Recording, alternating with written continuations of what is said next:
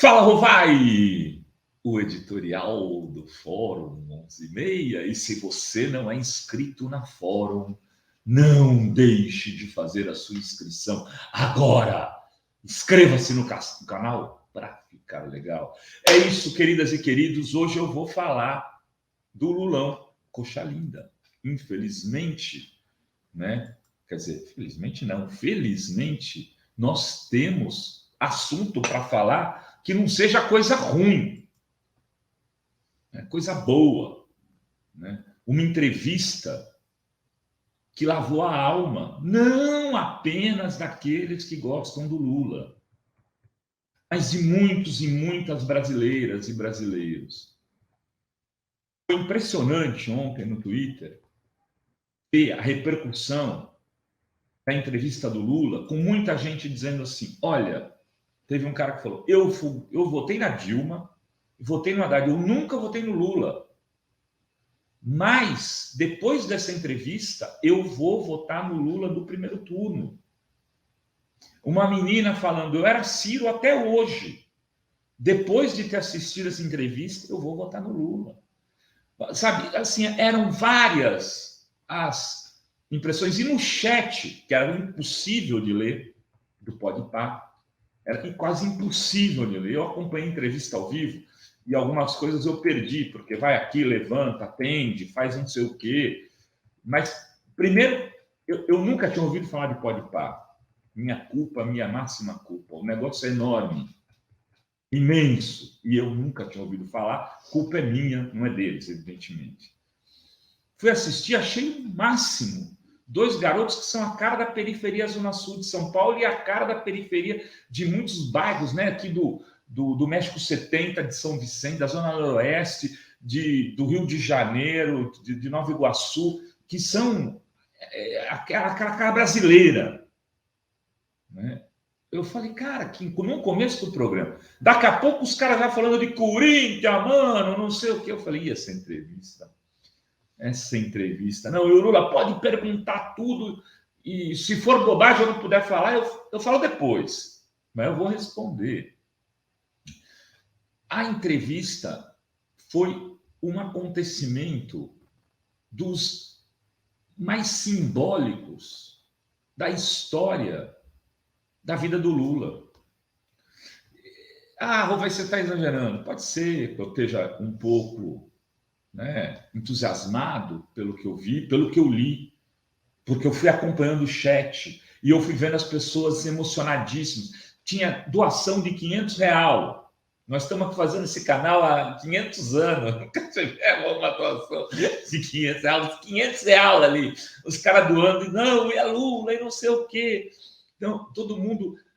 muitos jovens, outro público, um público de 18, 19, 20 anos. Filho do Rodrigo Viana, o Chico, foi ouvir no banheiro a entrevista. Terminou a entrevista, a gente estava conversando por telefone, eu e o Rodrigo, e o filho falou assim, puta cara legal que é esse Lula, pai. O moleque não conhecia. Ele ficou ouvindo. A Fro chamou atenção para uma coisa bem interessante, quando os meninos que estão fazendo entrevista, nem lembro, a Mitico e o outro eu não lembro. Eu sei que o Mitico, ele foi muito engraçado, que o Lula começou, Mitico, deixa eu te falar uma coisa. Quando me chamaram aqui, falaram que era um tal de Mitico que ia me entrevistar. Aí eu pensei, será que esse Mitico é filho da Mitica que eu fiquei lá quando tinha 19 anos? O Lula tinha ficado com a Mitica com 19 anos de idade. E aí eu Mitico e a Mitica e pronto, o Lula já conquistou o Mitico. Já não tinha mais. Aquela entrevista já virou um bate-papo de clube de amigos. Os caras eram corintianos, amavam o Tevez e queria saber como é que foi o dia que o Lula encontrou o Tevez. Porra, Lula, você ia me chamar para encontrar o Tevez, cara. Ia ser genial, imagina nós lá. E, porra, não sei o quê.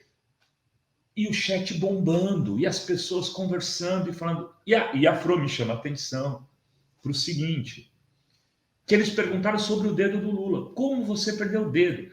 É uma geração que não viu o Lula ser presidente, que não conhece a história do Lula. E que o Podpah estava fazendo essa ponte para eles e para toda essa galera. Bateu em 3.200.000 hoje de manhã. 3.200.000 pessoas assistiram. Imagina, o Miguel, que está aqui já nos bastidores, escreveu hoje uma análise onde ele diz assim, a velha mídia dos grandes jornalistas que escrevem análise de jornal estão perdendo seu lugar por absoluta crise. Em 2002, quando o Lula foi eleito, eram esses caras que mandavam, operavam o comentário de fulano de tal. Hoje o Brasil acorda mais triste. Luiz Inácio Lula da Silva. Acabou.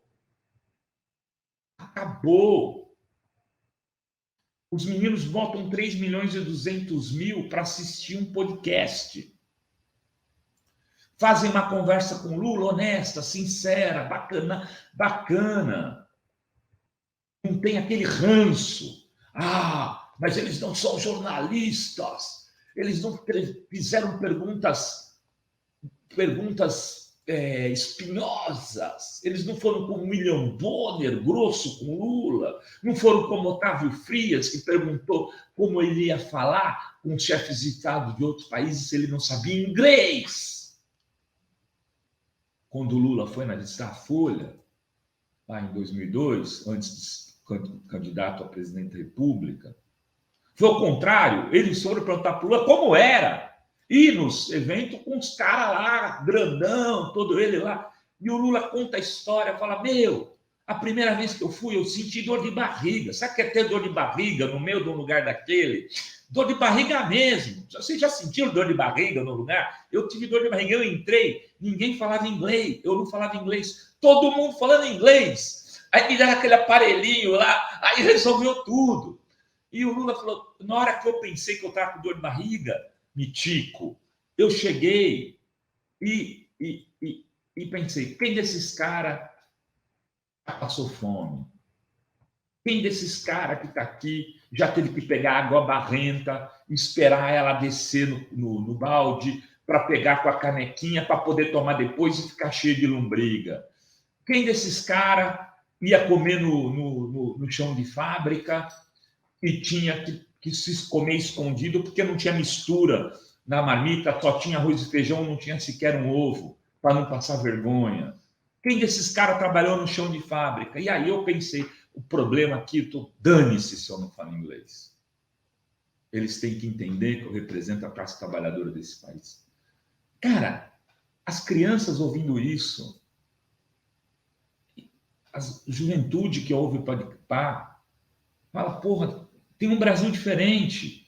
Nós não somos só o bolsonarismo, nós não somos só essa coisa escrota, essa desumanidade, essa coisa sem humor, esse cara que destila ódio. Nós temos vida, nós podemos reabilitar. O Lula vai falar de futebol e fala de sociologia. Fala de sociologia. O cara pergunta para ele sobre os jogadores de futebol e fala, o problema é que eles ficam ricos muito rapidamente.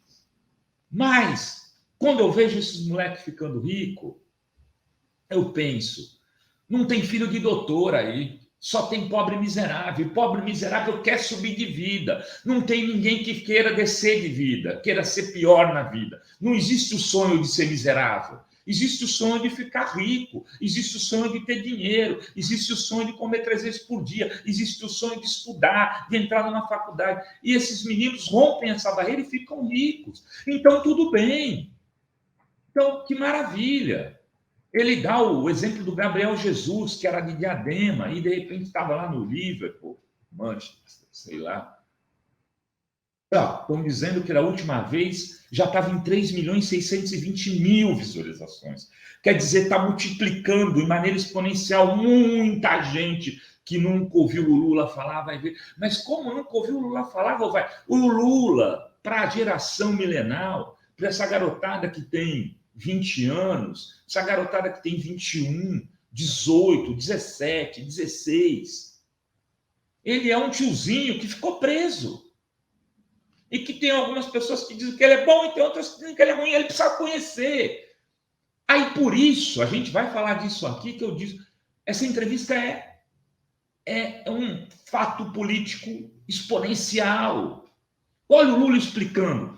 Ô Lula, o povo deve comer camarão?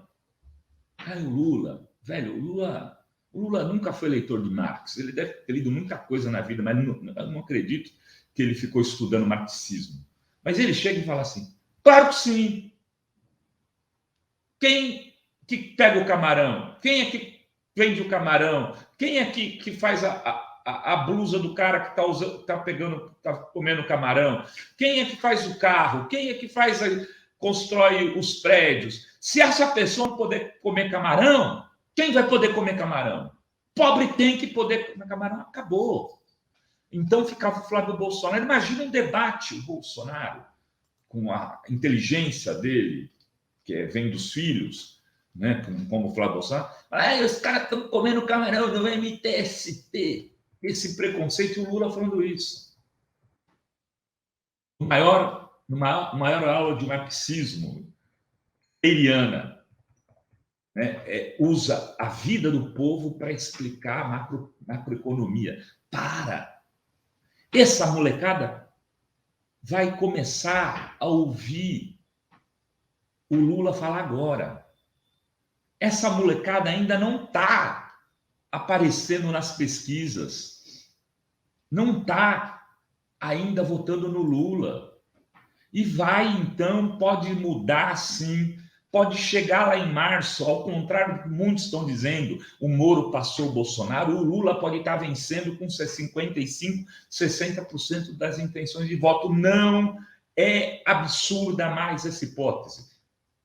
Não é mais, cuidado com o otimismo. Evidentemente, eu sempre falo isso aqui, mas é que a ausência de candidatos, e quando o Lula aparece, ele fala, é uma coisa que vira um terremoto. Se ele conseguir construir uma frente com um pedaço do centro, talvez ele feche essa eleição no primeiro turno.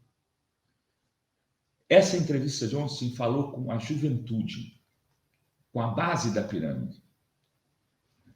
Uma juventude classe C, classe B, até classe A também, mas quem entrevistou, não. Quem entrevistou é gente do povo. É gente que tem como ídolo o Mano Brown. E o Lula vai lá e fala do Mano Brown, porque é meu mano, ele tá certo. Na hora que criticou o PT tem muita coisa errada, o cara ouve e fala, tiozinho, é foda. Enfim, gente, vamos ter um processo eleitoral delicadíssimo ano que vem. É difícil, duro, onde vai ter sujeira jogando para tudo quanto é lado. Mas esse Lula, desse jeito, é imbatível. Se ele fizer a campanha com esse humor, com essa tranquilidade, com essa serenidade, com essa perspectiva de país, é imbatível. E a gente vai falar mais disso no transcorrer do programa, mas era isso que tínhamos agora para este Fala Rovai. Beijas, beijos e beijes a todas, todos e todes.